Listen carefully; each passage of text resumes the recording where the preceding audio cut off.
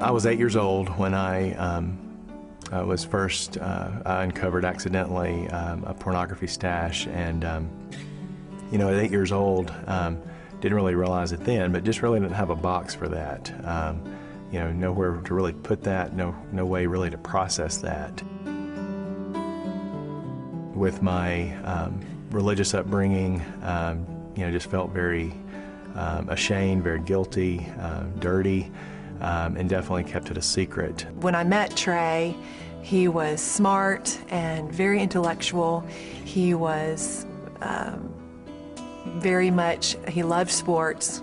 You know, football, we'd play Frisbee on the quad at Sanford, yet he was very passionate about God, and I loved that. And I really felt that eventually I would overcome the struggle on my own, and nobody'd ever have to know the difference, and my secret would be safe, and my pristine, perfect reputation that I had managed for so many years would be intact.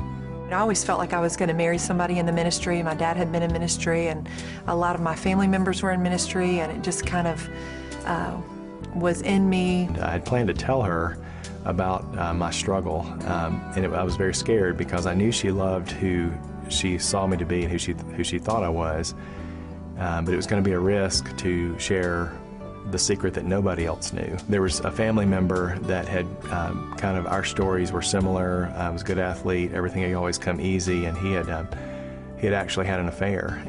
And I remember Melody saying, "I'm afraid that you're going to be like my cousin, and your rebellious period is going to be after we get married." And when she said that, I remember just saying, well, I can't tell her. There were times throughout the course of our marriage where he just seemed like he wasn't here, wasn't present. And we would talk, but it just wasn't that intimacy that I found. And about year 7, I just remembered thinking to myself, is this all that marriage, you know, kind of the death of a dream, I guess, a little bit? Is this all that marriage is cracked up to be? For a lot of people, they go to chat rooms, and it started innocent enough with sports chat, a big SEC football fan, and it started there. But what I began to find, really for the first time in my life, it was an opportunity for me to get to know people and them to get to know me with no preconceived notion.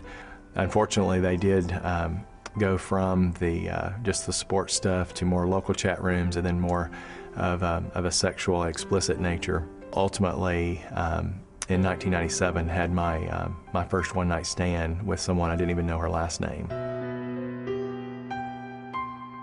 It wasn't until my kids were 5, 4, 2 years old, and 6 months that I had come to terms with Trey. I had gotten into his wallet to get some money out for something, and I found a receipt in his wallet that were for some items. I think it was flowers and chocolates. I can still hear her sobbing, and just this almost a wailing, and just it ripped my heart out.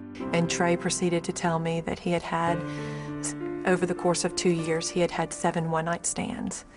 And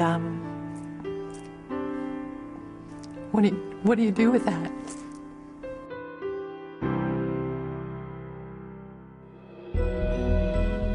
I began to learn that there is a pain that heals.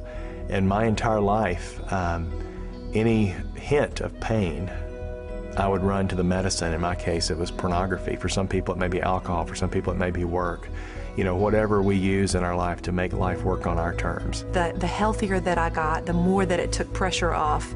Trey's got to be this person for me. Trey's got to do this thing for me to set me at ease. And it was me, through a lot of pain and healing, that God allowed me to get to a place where I was comfortable in my skin. And that was the big turning point in recovery, and understanding that I was worth recovery, that I had value, and that God had created me for a much larger story than the small story that I was settling for. Rebuilding trust was seeing him in a different light. It was also me becoming a different person, and then fleshing that out together. There is hope for those who are struggling with sexual addiction. This cannot be overcome in isolation. Knowing yourself and being able to stand up for myself. I don't have to wait for him to stand up for me or to lead or show up or whatever. I can say what I think and I can say what I feel, and it's very freeing in a very healthy, healthy sense. For those who are struggling and maybe you believe some of the lies that you're the only one or nobody will understand, there are groups that can help to connect with other individuals who are on the path to recovery.